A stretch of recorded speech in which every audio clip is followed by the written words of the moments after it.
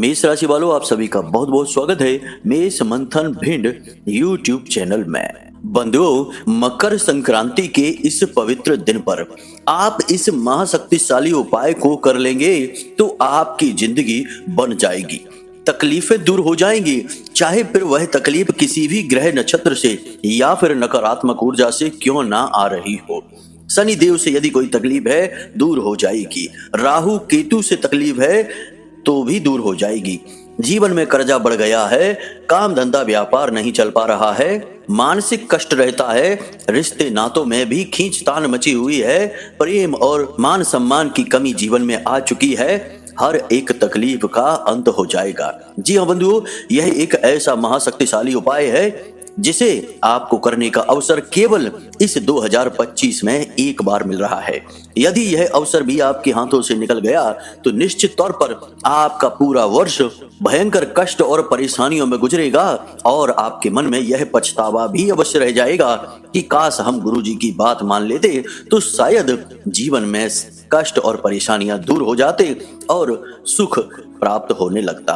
तो बंधुओं, बस आपसे हमारा निवेदन यह है कि आप इस एक उपाय को, इस क्रिया को मकर संक्रांति के दिन जरूर कर लेना, तो हमारी इस कार्यक्रम को बनाने की मेहनत सफल होगी और माई के लिए हमारी भक्ति भी सफल हो जाएगी।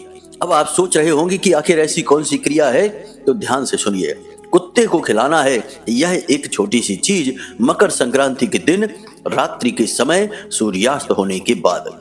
यह एक छोटी सी चीज इतनी शक्तिशाली है कि इसे ऊर्जा को खींचने का चुंबक कहा जाता है। और जब आप इस एक चीज को एक विशेष क्रिया से विधि के अनुसार कुत्ते को खिलाएंगे तो यह आपके जीवन की हर एक नकारात्मक ऊर्जा को, हर एक प्रकार के कष्ट, दुख और तकलीफ को चुंबक की तरह खींचकर अपने अंदर समेट लेगी और कुत्ते को खिलाते ही यह कष्ट आपके जीवन से पूर्ण रूप से गायब हो जाएगा। अब कुत्ते को ही खिलाने की बात क्यों की जा रही है? तो बंधुओं, कुत्ता कोई साधारण जीव नहीं है, इसे इंसान का सबसे अच्छा मित्र कहा जाता है और इसके अंदर कई देवी देवताओं का और दिव्य शक्तियों का वास होता है। इसीलिए हमारे हिंदू धर्म में कुत्ते को पालने का एक विशेष विधान है। जी हाँ बंधुओं, शास्त्रों में भी कहा गया है कि इंसान को कुत्ता अवश्य पालना चाहिए, लेकिन उसके कुछ नियम हैं। वे नियम क्या हैं उन्हें भी हम आगे आपको बताएंगे। फिलहाल हम आपको बता दें कि कुत्ते का संबंध कई देवी देवताओं के साथ है, चाहे फिर बात करें देवराज इंद्र की, चाहे बात करें यमराज की, या फिर बात करें पितृ देवताओं की, या फिर ग्रहों में शनि देव की, राहु और केतु की। सभी का संबंध कुत्ते के साथ अवश्य है। लेकिन कालों के काल महाकाल बाबा के एक स्वरूप काल भैरव का सीधा संबंध कुत्ते से माना जाता है। तो आप समझ सकते हैं कि कुत्ता कोई साधारण जीव नहीं है। इसीलिए कुत्ते को पालने का, इसे भोजन कराने का हमारे हिंदू धर्म सनातनी परंपरा में एक विशेष विधान है। आपने अक्सर लोगों को देखा होगा कि लोग कुत्तों को कुछ न कुछ खिलाते रहते हैं, इस तरह वे अपने दोषों को मिटा रहे होते हैं। अब आपकी बारी है, आपको हम इस एक चीज के विषय में बताएंगे। इसे आपको पूरे धैर्य के साथ ठंडे दिमाग से सुनना है और उसके बाद इस चीज का चुपचाप प्रयोग करना है। किसी से इस विषय में चर्चा नहीं करनी है, यहाँ तक कि अपने घर परिवार में भी किसी को इसके विषय में नहीं बताना है। यदि आप विवाहित हैं तो अपने जीवन साथी को बता सकती हैं, इसके अलावा किसी और को नहीं। याद रखें कि जीवन साथी का संबंध आपके जीवन से ही नहीं, आपके हर एक प्रकार के सत्कर्म, पूजा पाठ और धार्मिक क्रिया से है। इसलिए आप उसे अपनी इस क्रिया में शामिल कर सकते हैं, बाकी किसी को भी नहीं। अब एक बात और हम आपको बता दें बंधुओं कि इस क्रिया को करने का केवल एक अवसर आपको प्राप्त होगा। यदि आप उस अवसर को भी अपने हाथ से गवा देंगे या फिर ठीक तरह से नहीं करेंगे, कुछ न कुछ गलतियां करते रहेंगे, तो शायद इस अवसर का आपको पूरा लाभ ही प्राप्त ना हो। और एक बार यह अवसर आपके हाथ से निकल गया तो यह पूरा वर्ष फिर आपको इस अवसर को करने का, इस क्रिया को करने का दोबारा मौका नहीं मिलेगा। इसलिए पूरी गंभीरता के साथ आगे जो अब हम आपको बताने जा रहे हैं उसे समझें, बारीकी के साथ हर एक क्रिया को समझते चलें और फिर जिस प्रकार हमने बताया बिल्कुल उसी विधि विधान के साथ इस क्रिया को कर डालें। अगले ही दिन से आपको इसके परिणाम दिखाई देने शुरू हो जाएंगे। कुछ जातकों के जीवन में तो अचानक से ही परिवर्तन आएंगे, क्योंकि उनके जीवन में सत्कर्म और पुण्य का खाता बहुत अधिक भरा हुआ है, बस नकारात्मकता होने की वजह से उसका लाभ उन्हें नहीं मिल पा रहा है। लेकिन कुछ लोगों के जीवन में परिणाम दिखेंगे, लेकिन धीमे धीमे दिखाई देंगे, लेकिन परिणाम दिखेंगे अवश्य ही।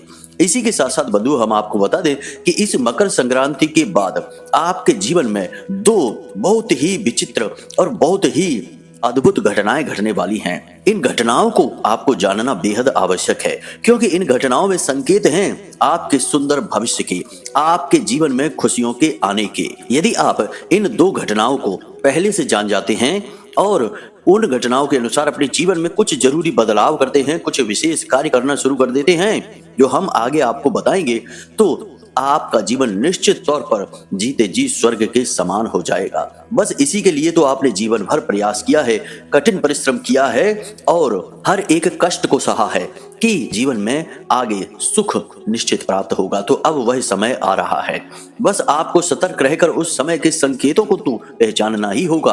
अगर नहीं पहचानोगे तो कब अच्छा समय आएगा और चला जाएगा आपको पता तक नहीं चलेगा। याद रखना बंधुओं कि जो समय का परिवर्तन है और दिव्य शक्तियों की जो सूचनाएं होती हैं वे सब सांकेतिक होते हैं। इसीलिए हमारे जो पुरखे पूर्वज होते थे प्राचीन काल में, वे आसपास के जो प्रकृति के द्वारा दिए जाने वाले संकेत होते थे उन पर विशेष नजर रखते थे। हर एक संकेत के शुभ अशुभ परिणामों को समझते थे, उसी के अनुसार जीवन में फैसले लिया करते थे, तो बहुत सारी मुसीबतों के आने से बच जाया करते थे। परंतु अब आज के समय में लोग इन बातों पर ज्यादा ध्यान नहीं देते हैं। नतीजा यह हुआ है कि सब कुछ करने के बाद भी लोगों को सुख प्राप्त नहीं हो पा रहा है, क्योंकि कहीं ना कहीं अनजाने में गलतियां भी करते रहते हैं। तो बंधुओं आपको अब ऐसी गलतियां नहीं करनी है। आपके जीवन में जो शुभ घड़ियां आ रही हैं उनका पूरा लाभ आपको प्राप्त करना है। हम आपके लिए तन मन धन से मेहनत करने में लगे हुए हैं, माई की सेवा समझकर। तो बस आप हमारी इस भाव को समझें, हमारे द्वारा दी गई जानकारी को अच्छी तरह से समझें और उसे अपने जीवन में भी उतारें, क्योंकि यदि आप प्रयास नहीं करेंगे तो लाभ आपको नहीं मिलेगा, कर्म तो आपको करना ही होगा। बंधु उम्मीद करते हैं आप हमारी बातें समझ रहे हैं। चलिए अब माई को याद करते हुए आज के इस विशेष कार्यक्रम की शुरुआत करते हैं।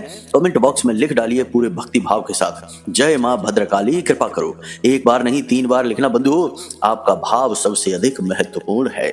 इसी के साथ साथ बंधु आपसे हम कह दें कि यदि आपको कुंडली विश्लेषण कराना है तो आप 10 बजे से लेकर शाम को 4 बजे के बीच ही फोन करें और वीडियो में दिए गए नंबर का ही उपयोग करें, कहीं और से नंबर ना उठाएं, वरना आपके साथ किसी प्रकार की धोखेबाजी भी हो सकती है। हमारा जो असली नंबर है वह हम केवल वीडियो में और डिस्क्रिप्शन में देते हैं, तो बस उसी नंबर पर संपर्क करें, किसी और नंबर पर नहीं, क्योंकि धोखाधड़ी की कुछ शिकायतें हमारे पास आ चुकी हैं, इसलिए हम आपको सतर्क कर रहे हैं। याद रखें समय है केवल 10 बजे से शाम को 4 बजे के बीच, इसके बाद आप फोन न करें, क्योंकि हम फिर माई की सेवा में व्यस्त हो जाते हैं। इसी के साथ साथ बंधुओं जो भाई बंधु हमारे आज इस कार्यक्रम पर पहली बार आए हैं, नए आए हैं, वे इस चैनल को सब्सक्राइब करके माई के परिवार के सदस्य बन जाएं, धाम से जुड़ जाएं और कमेंट बॉक्स में अवश्य लिख दें कि मैं भी माई के परिवार का हिस्सा हूं।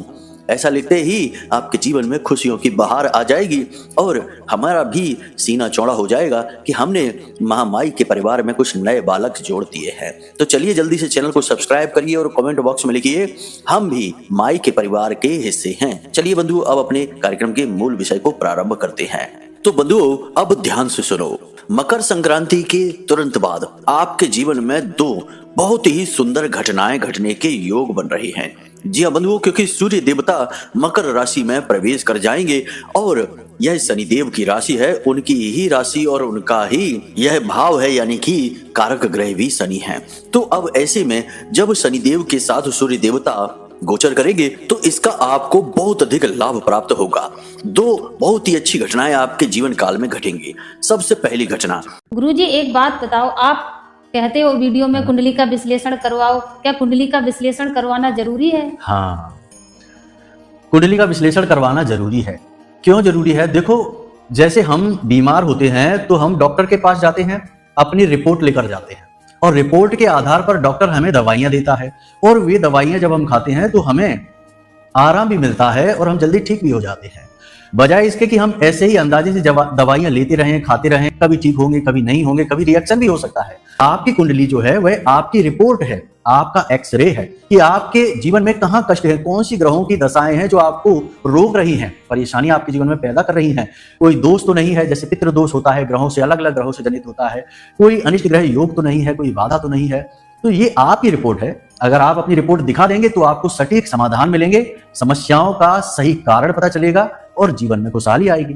नहीं दिखाएंगे तो अंदाजे से दवाइयां लेते रहिए, ठीक होने की कोई गारंटी नहीं है। कि आपका धन, आपका पैसा, रुपया जहां पर भी अटका हुआ है, आपने किसी को उधार दे रखा है, या आपकी नौकरी का पैसा, या आपने काम धंधे व्यापार में जो पैसा लगाया था वह पैसा यदि कहीं अटका हुआ है तो वह पैसा आपको अब मिल जाएगा। जी हाँ बंधुओं, मकर संक्रांति के 5 से 7 दिनों के अंदर वह पैसा आपको प्राप्त होगा। कारण इसका यह है कि जब भी इंसान का धन, उसका पैसा, रुपया कहीं अटकता है तो उसमें मूल रूप से कारण शनिदेव ही होते हैं, क्योंकि पैसा अटकना यानी कि उसकी चाल धीमी हो जाना, और शनिदेव खुद धीमी चाल के ग्रह हैं, इसीलिए उन्हें शनैचर भी कहा जाता है।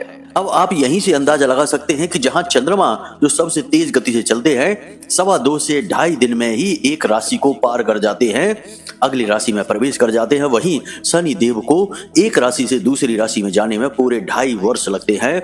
तो सोचिए कि शनिदेव की चाल कितनी धीमी है। तो यदि आपके ऊपर शनिदेव का प्रभाव है, जो कि रहता ही है, तो आपका पैसा अटकता है। इसमें भी यदि किसी ऐसे समय या काल में आपने पैसे को कहीं लगाया है या किसी को दिया है जो कि शनिदेव का काल होता है, तो आपका पैसा निश्चित तौर पर रुक ही जाएगा। आपके दिन के समय में एक निश्चित समय शनिदेव का होता है और एक राहु का होता है। ये 2 समय ऐसे होते हैं जब आपको अपना धन, रुपया, पैसा या फिर कोई भी महत्वपूर्ण कार्य शुरू नहीं करना चाहिए, पैसा किसी को देना नहीं चाहिए। खैर, यह ज्योतिषीय आकलन और गहरे गणित की बातें हैं, इनके विषय में हम आपको फिर कभी किसी कार्यक्रम में बताएंगे कि वह समय कौन सा होता है।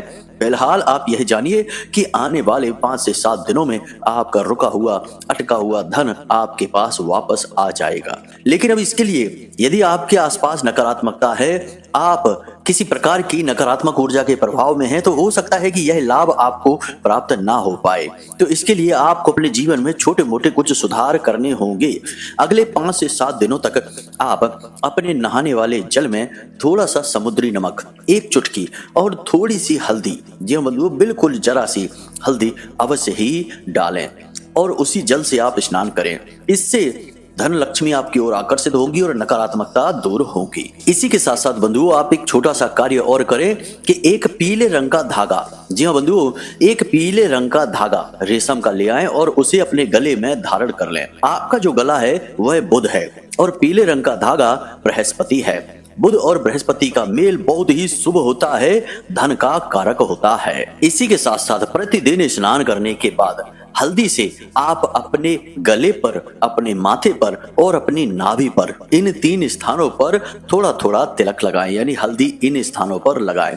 इनसे आपके जीवन में जो नकारात्मकताएं हैं धन को लेकर, वे दूर होने लगेंगी और इन योगों का आपको लाभ मिलना शुरू हो जाएगा, यानी धन लक्ष्मी आपकी ओर आकर्षित होने लगेगी। अब आपको यह कैसे पता चलेगा कि आपके जीवन में नकारात्मकता है, परेशानी है किसी प्रकार की नकारात्मक ऊर्जा की? तो इसके लिए हम आपको बता दें बंधुओं कि चाहे कोई परेशानी, नकारात्मकता हो या ना हो, तब भी आप इस उपाय को कर लेना जो हमने आपको बताए हैं। इससे आपके जीवन में बनने वाले धन योगों का आपको बहुत अधिक लाभ प्राप्त होगा। और नकारात्मकता तो है ही, तभी तो पैसे के लिए आप परेशान हैं। पैसा आपका अटका हुआ है या फिर आ ही नहीं रहा है, तो किसी न किसी प्रकार की नकारात्मकता तो है ही, आप यहीं से अंदाजा लगा सकते हैं।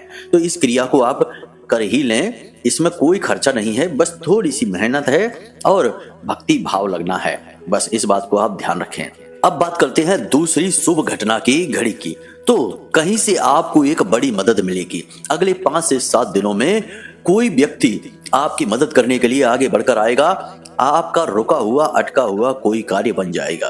कोई विवाद यदि चल रहा था या फिर सरकार की तरफ से किसी प्रकार की कोई परेशानी थी, जैसे कोर्ट केस वगैरह चल रहा था, तो उसमें फैसला आ जाएगा, आपके पक्ष में आएगा।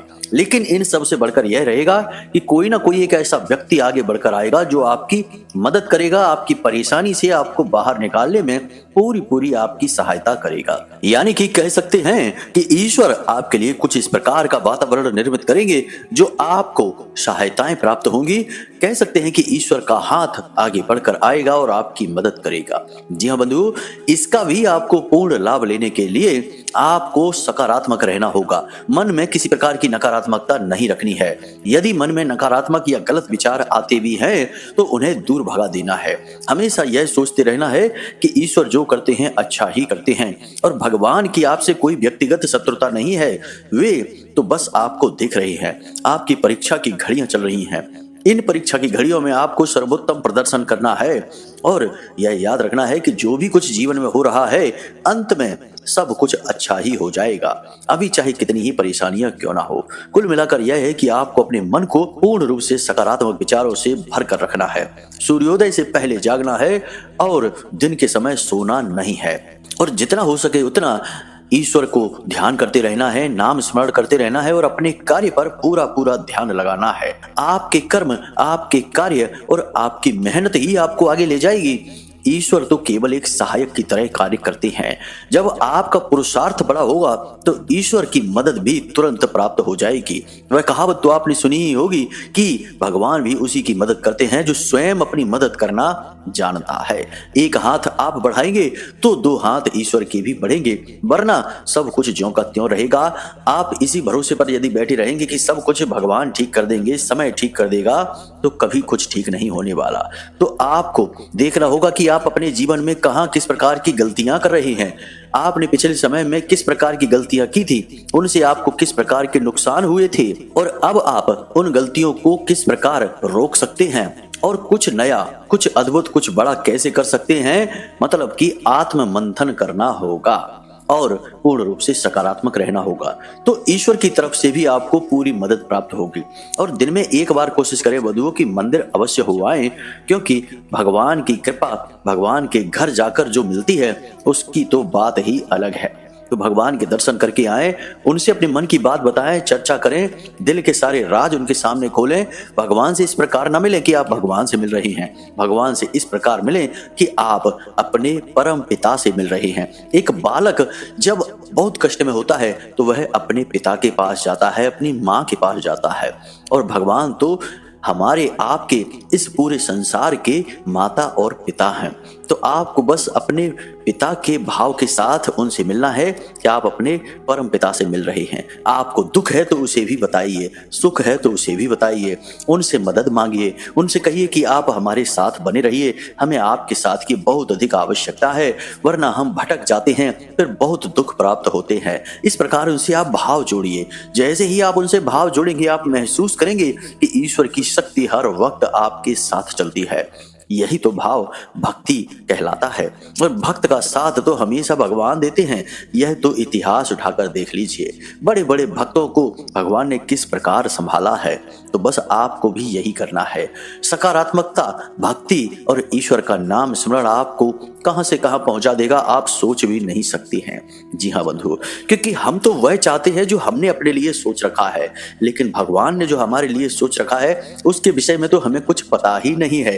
परंतु हम भगवान के सोचे हुए पर भरोसा नहीं करते, उससे अपनी लौ नहीं लगाते हैं, अपने मन का करते रहते हैं और बाद में असफलता मिलती है तो दुखी हो जाते हैं। बंधुओं, हम आपको जो बता रहे हैं वह जीवन का मूल मंत्र है, सार मंत्र है। सभी वेद और पुराण यही कहते हैं कि आपको अंत में भगवान से ही मिलना है, उसी से अपनी लौ लगानी है और अपने कर्म को भी करते रहना है। हर एक शास्त्र यही कहता है, अंतिम सूत्र यही होता है कि अपने कर्म को महत्व दो और ईश्वर में लीन रहो। बस बाकी सब भगवान के ऊपर छोड़ दो, भगवान जो करेंगे सर्वोत्तम ही होगा। तो बस इन कार्यों को आप करिए। अब हम आपको बताते हैं कि कौन सी वह चीज है जो आपको इस मकर संक्रांति के दिन रात्रि के समय कुत्ते को खिलानी है। आपको एक रोटी बनवानी है, उस रोटी को घी से चुपड़ लेना है। जी हाँ बंधु, घी उस पर लगा लेना है। उसके बाद थोड़ी सी हल्दी उस रोटी पर लगानी है। उसके बाद थोड़े से काले तिल डालने हैं और थोड़ा सा गुड़ रखना है। जी हाँ बंधु, इतनी चीजों को आपको लपेट लेना है। आप जरूरी नहीं कि एक ही रोटी बनाइए, 3 रोटी तक बना सकते हैं, 3 से अधिक नहीं बनाना है बंधुओं। तो आपने मानकर चलते हैं हम कि एक रोटी ही बनाई। अब आपने एक रोटी बनाई तो यहाँ पर भेद यह है कि रोटी आपको स्वयं को बनानी है, महिलाओं से मत कह देना।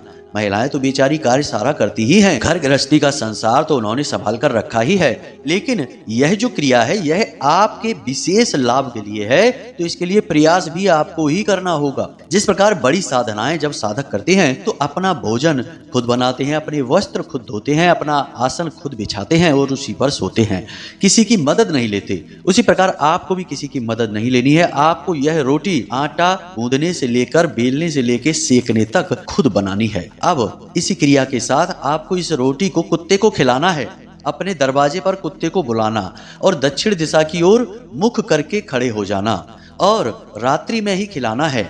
सूर्यास्त होने के बाद लगभग 9 बजे से 11 बजे के बीच में आपको कुत्ते को यह रोटी खिलानी है। अब जब आप इस रोटी को कुत्ते को खिला रहे होंगे तो आपको मन ही मन पहले बोलना मैं और फिर अपना नाम लेना। जैसे मानकर चलते हैं कि आपका नाम है मनमोहन, तो आप कहेंगे मैं मनमोहन यम के कुत्ते श्याम और सबल को यह भोजन अर्पित करता हूँ। जी हाँ बंधु, आपको मन ही मन यह बात लगातार बोलती रहनी है कि मैं मनमोहन यम के कुत्तों श्याम और सबल को यह भोजन समर्पित करता हूँ। इस प्रकार से आपको यह भोजन कुत्तों को खिलाना है, बस अब ज्यादा कुछ नहीं करना है। इसके बाद सीधा आपको अंदर आना है, कुत्तों को छूना नहीं है, उनसे दूर रहना है, सीधे अंदर आना है, हाथ पैर मुंह धोकर अपने कमरे में जाना है। जब आप मुड़कर वापस आ रहे हो तो पीछे मुड़कर नहीं देखना है, कोई आपको आवाज लगाए तो उसे जवाब नहीं देना है, सीधे घर के अंदर प्रवेश कर जाना है, घर का दरवाजा भी लगा लेना है और उसके बाद हाथ पैर मुंह धोने हैं,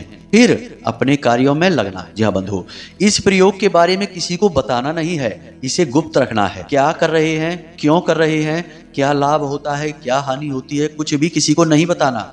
कोशिश करें कि आप रात्रि में यह कार्य करें, कोई आपको देख ही ना पाए, और यदि कोई देख भी लेता है तो आप उसे कोई बहाना बना दें कि हमने तो ऐसे ही खिला दिया, ऐसे ही घर में पड़ी थी रोटियां तो हमने सोचा कि चलो खिला देते हैं। इस प्रकार से बहाना बना देना है, असली उद्देश्य नहीं बताना है, क्योंकि जैसे ही आपने असली उद्देश्य को खोल दिया इसका प्रभाव कम होने लगेगा, समाप्त होने लगेगा। जी हाँ बंधु, तो इस प्रकार इस क्रिया को करिए और आप देखेंगे कि आपके जीवन से नकारात्मकता गायब होनी शुरू हो जाएगी। रातों रात चमत्कार तो बंधुओं नहीं होते हैं, लेकिन आपको कुछ दिनों में परिणाम बहुत ही अच्छे अवश्य मिलने लगेंगे। कौन से हों परिणाम, तो ध्यान से सुनिए। सबसे पहली चीज कि आपको समझ में आ जाएगा कि आपको आगे जीवन में क्या करना है, यानी कि आपका लक्ष्य स्पष्ट हो जाएगा। 50 तरीके के जो विचार आपके मन में चलते हैं, किम कर्तव्य विमूढ़म की स्थिति में आप रहते हैं, वह बंद हो जाएगी। दूसरा, आपका पैसा, आपका धन कहीं पर अटका हुआ है वह आपको प्राप्त हो जाएगा। तीसरा, कर्जा आपके ऊपर जो बढ़ता जा रहा है वह समाप्त होना शुरू हो जाएगा। आपका जो काम धंधा व्यापार है उसमें गति आ जाएगी। इसके साथ साथ एक सबसे महत्वपूर्ण बात कि घर में से बीमारियां बाहर निकल जाएंगी और किसी की भी अकाल मृत्यु किसी कीमत पर नहीं होगी घर में, ना आपके परिवार में और ना ही आपसे जुड़े जितने भी लोग हैं, यानी कि आपके भाई बंधु चाचा ताऊ, इनके सबके परिवार में ऐसी कोई दुर्घटना महाघटना नहीं होगी। इसकी आप पूरी गारंटी समझें। जी हाँ बंधु, तो बस इस क्रिया को करना शुरू करिए और भगवान को धन्यवाद अवश्य करिए। जी हाँ बंधु, बिना धन्यवाद भगवान से कुछ भी मत लेना, यह कृतज्ञता है और कृतज्ञता अच्छी बात नहीं होती है। तो चलिए बंधु, आज के इस कार्यक्रम को यही समाप्त करते हैं। उम्मीद करते हैं कि जो बातें हमने आपको बताई हैं वे आपको अच्छी तरह से समझ में आ गई हैं। इन बातों का प्रयोग करिए और जीवन को बदल डालिए। और फोन करने के लिए केवल वीडियो में दिए गए नंबर का प्रयोग करें, इधर उधर के किसी भी नंबर को आप डायल ना करें, वह धोखा हो सकता है।